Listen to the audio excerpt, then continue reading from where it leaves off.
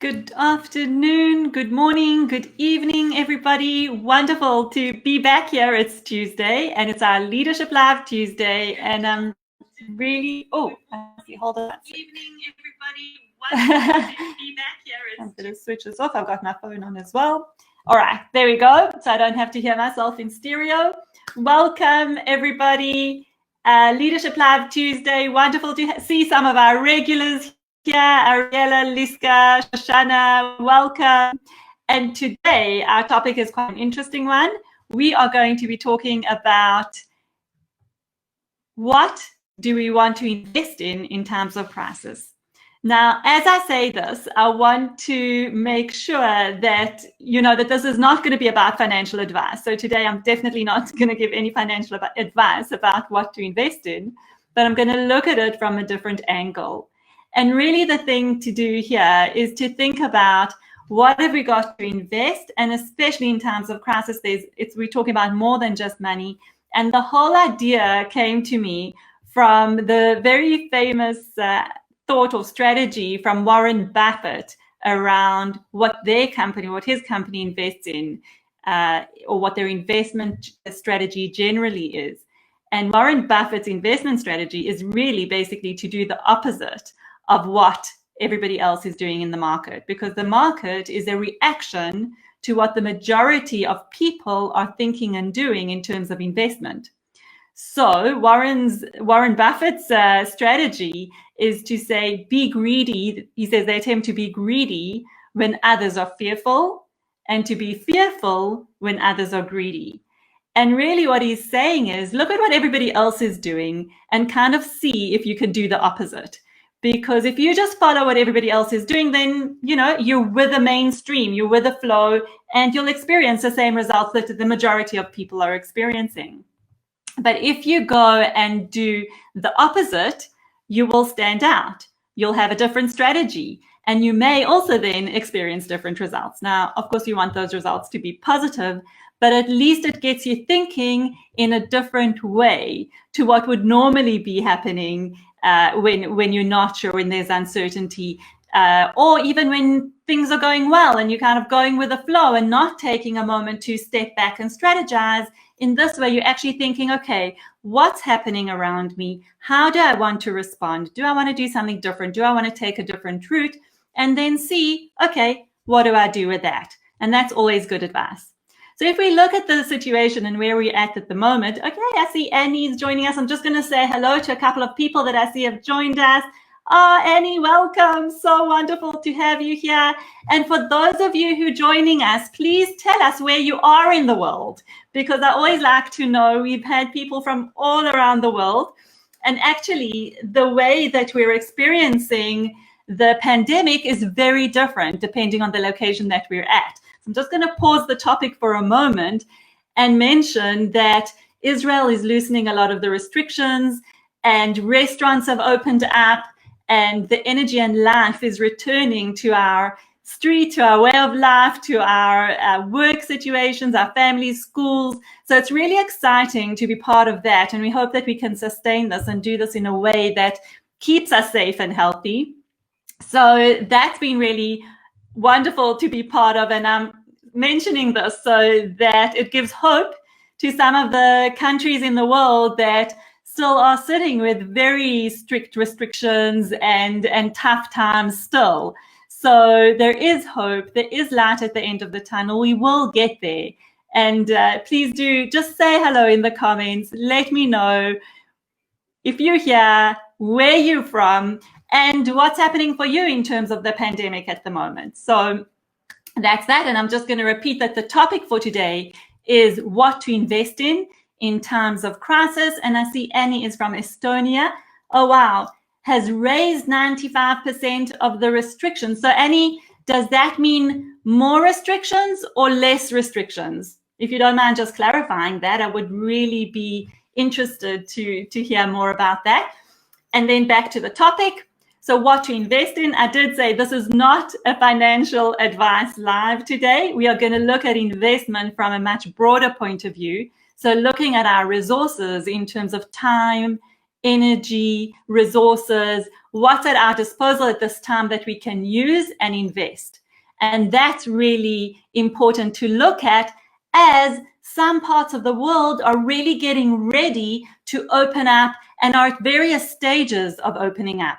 So this idea came to me from Warren Buffett's investing strategy of, trying to be greedy when others are fearful and being fearful when others are greedy. And it really appeared to me that it's relevant for this time, because we have a lot of fear around us. We have a lot of anxiety and a lot of uncertainty. We don't know where things are going. So how can we react and respond to the situation? How can we get ourselves ready for the next stage? And what can we invest in order to really take it on? So let's look at what are the kinds of things we can invest in. The first thing I want to say is what we have at our disposal right now are our very basic resources, which are time, energy, money, maybe in a little bit of short supply, and support systems, community, family, people around us. And those are things that we can definitely draw on as sources of support as we go through this crisis and as we go through this pandemic. So how do we want to look at it from an investment point of view? What do we want to do? If we take the approach of going with the opposite of what we're seeing around us, we don't want to align ourselves with the fearful thinking, the fearful emotions and anxiety that are around us, because that doesn't really help. It doesn't help us to think better and get creative and really prepare ourselves for what's next.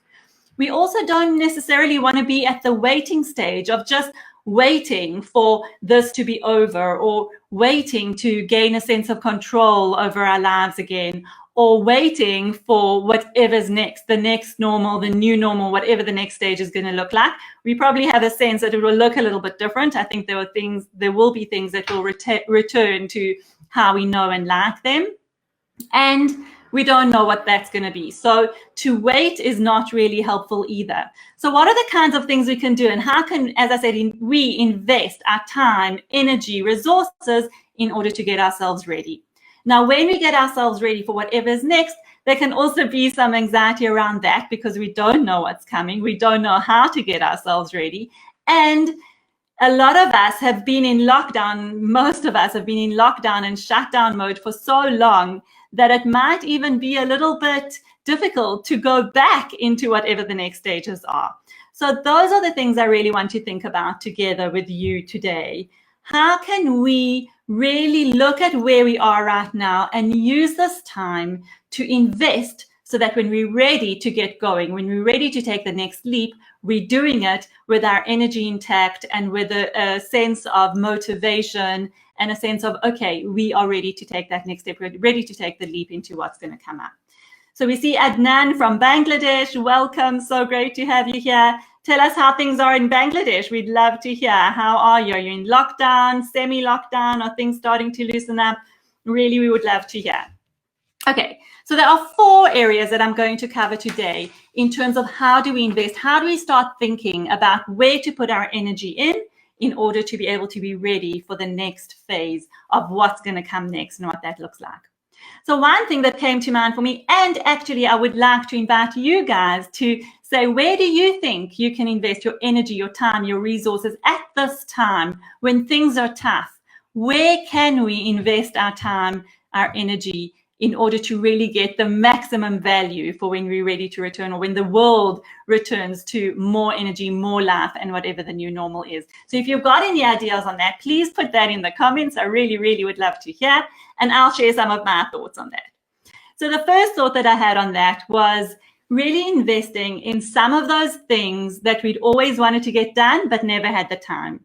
So pre-corona days, when we're busy, stretched in many different directions, putting our energy and our time in different places, there are always these things that we want to do when we have time. And maybe now's the time to actually invest in those. So are there any projects on the back burner that you really would have loved to have gotten done? Are there any things that you've been putting off for that day, that one day when you have time, you'll get to it? Maybe now's the time to start thinking about it and seeing How do we want to work with those? How can we bring them maybe more into the top of that to-do list or more into our priority list and really spend a little bit of time doing those things? Some of the back burner projects that I'm thinking of could be really working on your website. It could be refining your marketing message. It could be looking at your team and doing a little bit of a restructure in terms of the roles and responsibilities. It could be putting down some of your processes in writing and really documenting those so that you have policies in your company that you don't have to reinvent the wheel every time a new person is onboarded, or have someone explain it to them, that there's some kind of a process manual that's available. And I know those are things that my clients often say, I don't get around to doing, so it just gets left. Another one could be connecting with people that you'd like to connect with, but you just never really got the opportunity or got the chance to do it. So think about those things that have been left on the back burner that maybe you can bring to the front of your focus, to the front of your priority list. And I'll certainly share that one of mine has been writing my second book.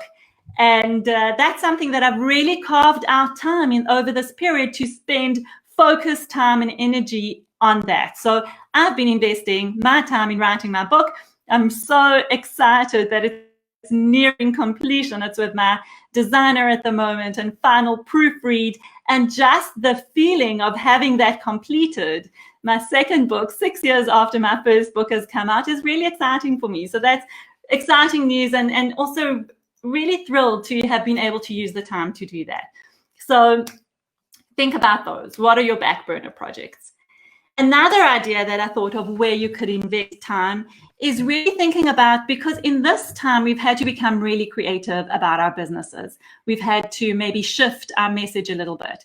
We've had to perhaps provide services or products that we haven't had to before. So I know there's been a huge upsurge in selling masks and all those sanitizing gels and all of those kind of things that companies have pivoted to.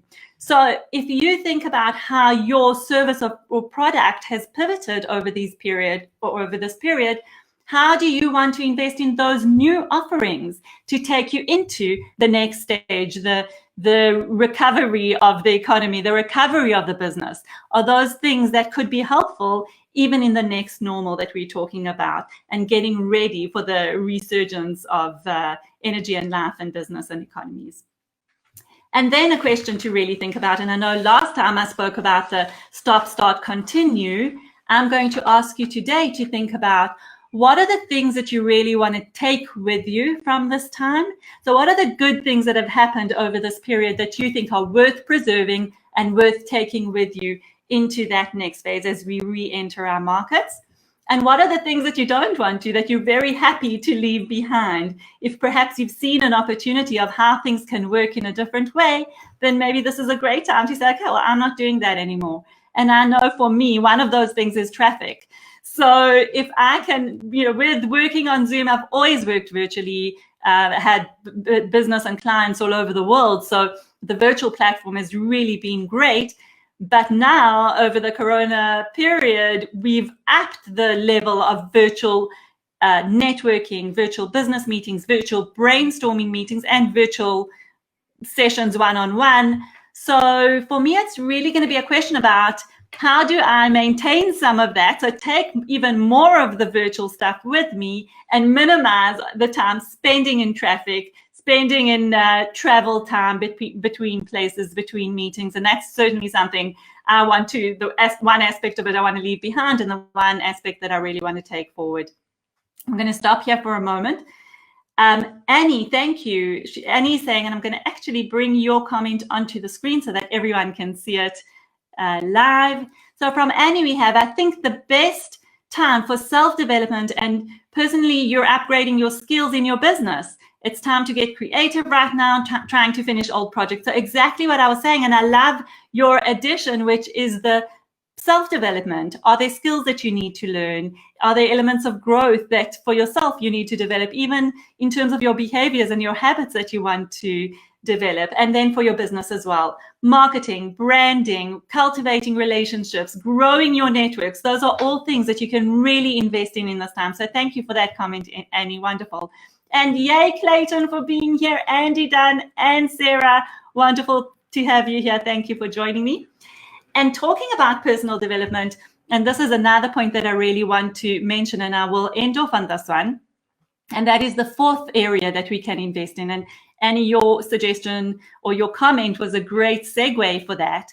The thing about investing in your personal development is really a really good point. What I want to add to that is I want to say, remember where we started off by saying, try to do the thing that is opposite to what everybody around you is doing. I would say that look at yourself as well and look at your own regular habitual ways of behaving in times of stress and think about how you can play with doing the opposite. And that might be helpful for you as well. So for example, if in times of stress, your normal behavior, your default response is to get busy and to get as much into action as you possibly can, like just trying to do so many things so that you can feel like, first of all, you're busy. It's kind of the spray and pray approach. So you're doing a whole lot of things and hoping that one of these things stick. And actually what that often leaves people with is a feeling of absolute exhaustion and not much traction because you're doing a little bit in so many different areas that you're not really deepening or focusing fully on one thing.